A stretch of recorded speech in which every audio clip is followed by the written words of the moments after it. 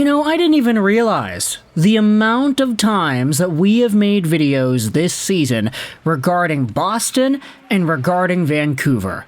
This is my redemption for 2011, folks.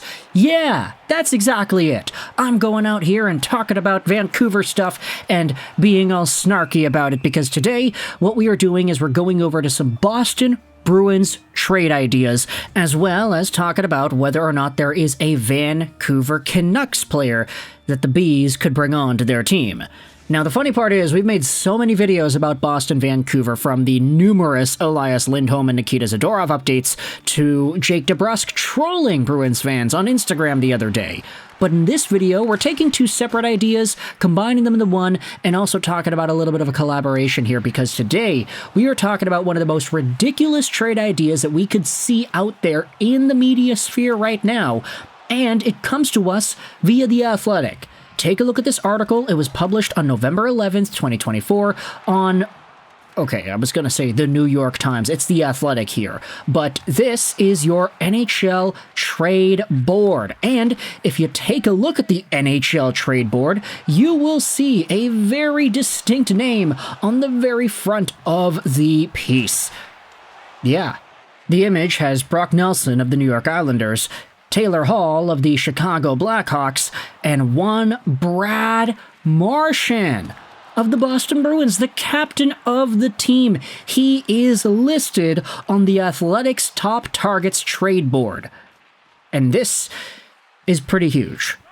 Now, of course, the article was from a few weeks ago. It's in the description if you want to go ahead and read it, and if you have The Athletic. But for those who do not have The Athletic, the quote is actually available on social media on BruinsInsider.com, because Joshua Deeds went out there and published this article yesterday, which has the quote that we care about. Take a look at this.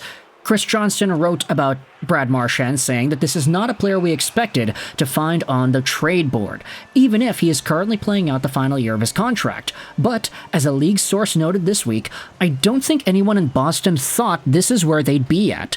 If the decision to replace Jim Montgomery with Joe Sacco behind the Bruins bench doesn't produce the desired results, some difficult personnel decisions will almost certainly follow.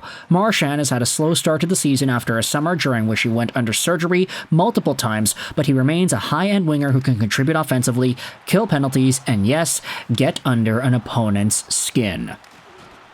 Now, here's the thing about the Boston Bruins and Brad Marchand. If you head over to Marchand and his point production this season, sure, he has had better years. This season, he is on pace for about 53 points, which would be a decline from the 100 points he was at back in 2018-19.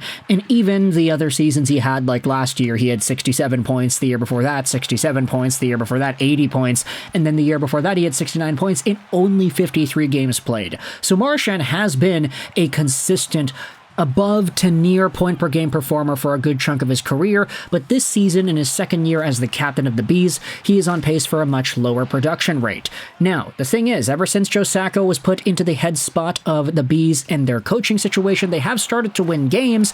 Marchand, in particular, has not really scored a bunch more, but he does have, 4 points in the 6-game sample the Bees have under Sacco for now.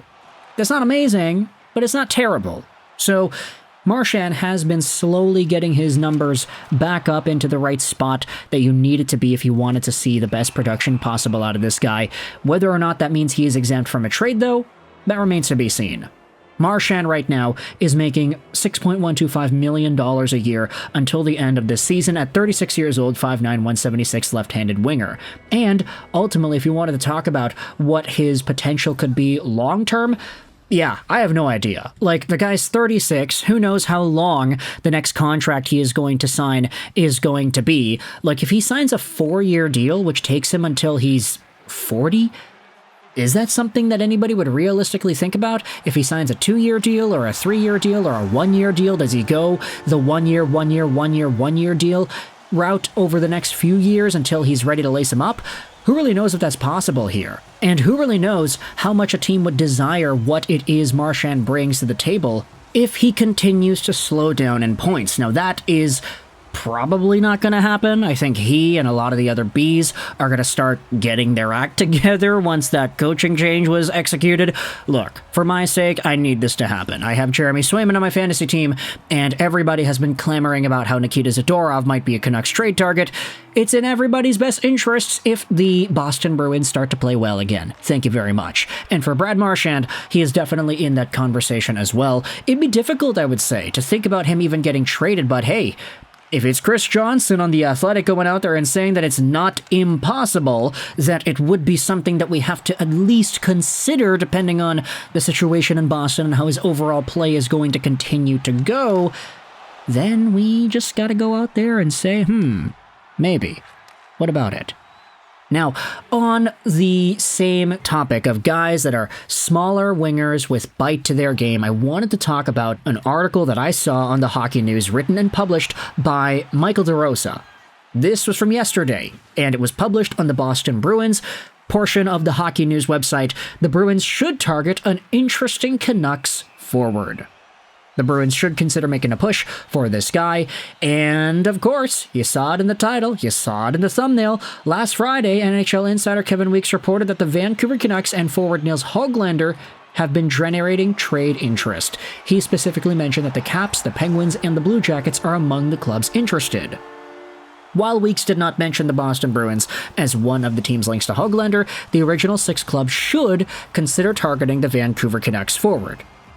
This article talks about how Hoglander carries a pretty good cap hit. It's $1.1 million, how he did have 20-plus goals last year, and how his package of youth, goal scoring, and snarl should be considered as valuable for the Boston Bruins, and how, if you wanted to say he's got more potential to do even bigger things in the NHL, then there certainly is an argument to be had there.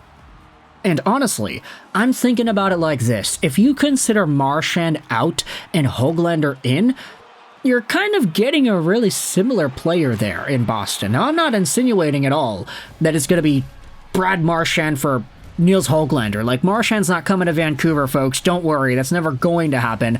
I think that guy might get actually booed out of this city. It'd be like Messier 2.0, really.